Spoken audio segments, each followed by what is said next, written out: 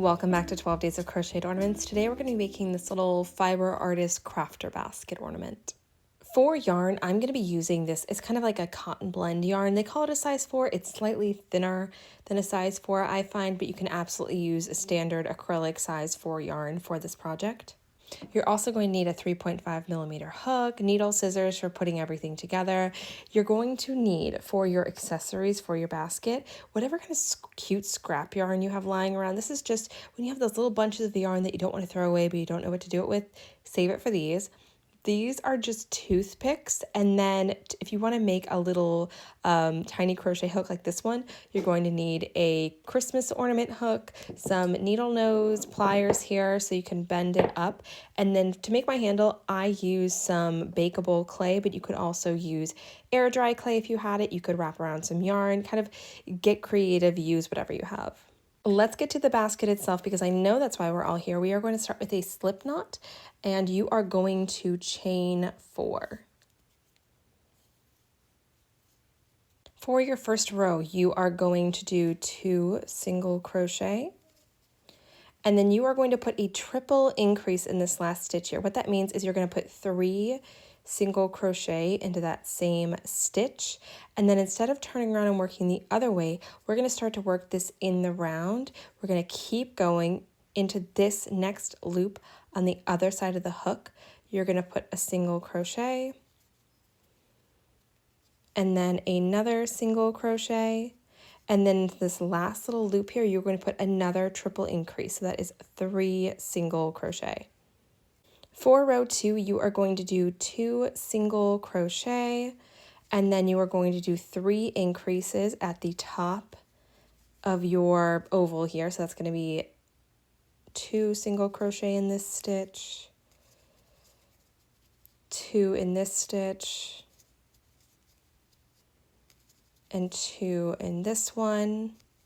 And then repeat that again. So that's going to be 2 single crochet and then increase, increase, increase. And then you are going to follow the row 3 pattern of 3 single crochet, 4 increases, 4 single crochet, 4 increases, and 1 single crochet. Row 4 is going to be 3 single crochet and then an increase repeated all the way around. And you're going to want to double check your stitch count and make sure you are at 30 stitches because that's going to affect the specialty stitches that we have coming up. So now you're going to do a round of single crochet only on the back loop. If you've never done that before, this is your crochet stitch. This is the back loop. This is the front loop. We are just going to grab that back loop and single crochet through there and go all the way around doing that. So I've reached the end of that round. I'm going to slip stitch into this one just to clean this up a little bit, and then I'm going to chain 2, and I'm going to do double crochets all the way around. That chain 2 does not count as a double crochet. We are going to fold that chain 2 into this next stitch we make. So we're going to immediately make a double crochet, and that will be your actual stitch, and do your double crochets all the way around. So there are our double crochets. Now we're going to slip stitch into this first stitch here. Again, this chain is just, it's just a ghost. And you are still at 30 stitches. And now we're going to start doing the rice stitch. I do have a separate tutorial for the rice stitch. So we're going to go pretty quick here just to fit all of this into the time that I have available. And if you want a more in-depth look at the rice stitch, you can check that out over there. All the rice stitch is working the front and the back posts of each stitch as you go. So instead of working through the stitch, we're going to work through the posts. And we're going to start with this one here. This is our chain and stitch together. I'm going to go back, grab that post, pull up a loop, yarn over, pull through 2, pull through 2. For this next one, I am going to go behind it and grab the back post. The next one, front post. And you're just going to go back and forth doing front, back, until you get back around your piece. So we've made it all the way around. You can start to see your little basket weave developing. So now what you're going to do is slip stitch, close off that round, and now you are going to back post the front post and front post the back post. So what that means is we're going to yarn over. I'm going to start with this one right here, and I am going to go, because this is a behind stitch, I can see it's behind this right here, I know I need to bring it forward. So I am going to double crochet that post. And then I'm going to swap for the next one. This one's in the front, which means I need to do a back post double crochet. This is a bit of a time-consuming stitch, so have your patience. You're not making a very big piece. You can do this. So just continue back posting the front post and front posting the back post for another round.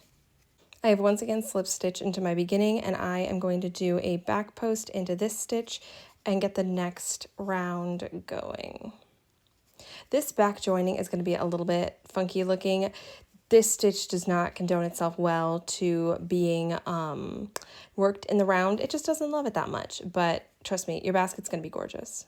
So I've once again slip stitched into the beginning of my round, and now we're going to work a row of crab stitch around the top to just clean it up and give it more of a baskety look. This is another stitch that I do have a tutorial on how to do, so we're going to go over it quick. You're just going to chain one and you're going to single crochet backwards, and all that is I chained one. I'm going to slip my stitch under that chain there, pull up a loop, yarn over, pull through the two, and continue to work backwards around, and you're going to get this beautiful little twisty bit, kind of like you would see on an actual like wicker basket.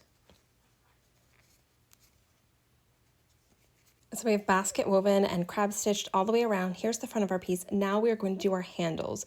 What I'm going to do for that is I'm going to fold it in half using this bottom as a guide.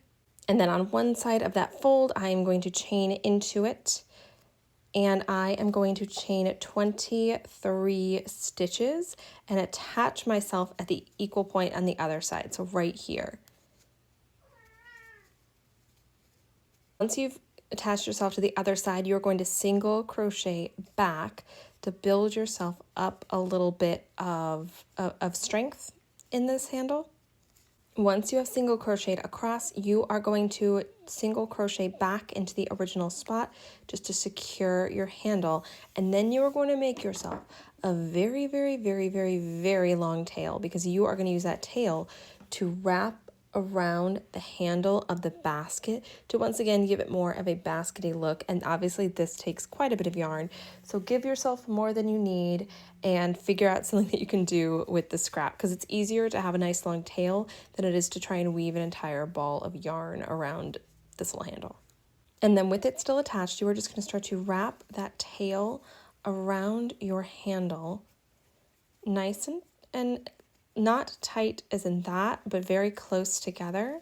So you get a nice little wicker handle basket thing going on.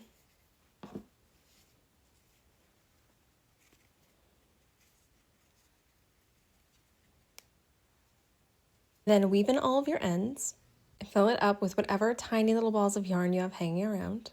And then you can either do 2 little toothpicks that you've snipped the ends off of, or you could bend your ornament hook into a hook shape, cover it up with whatever kind of clay you've chosen, and pop it into your basket and hang those cuties right on your tree.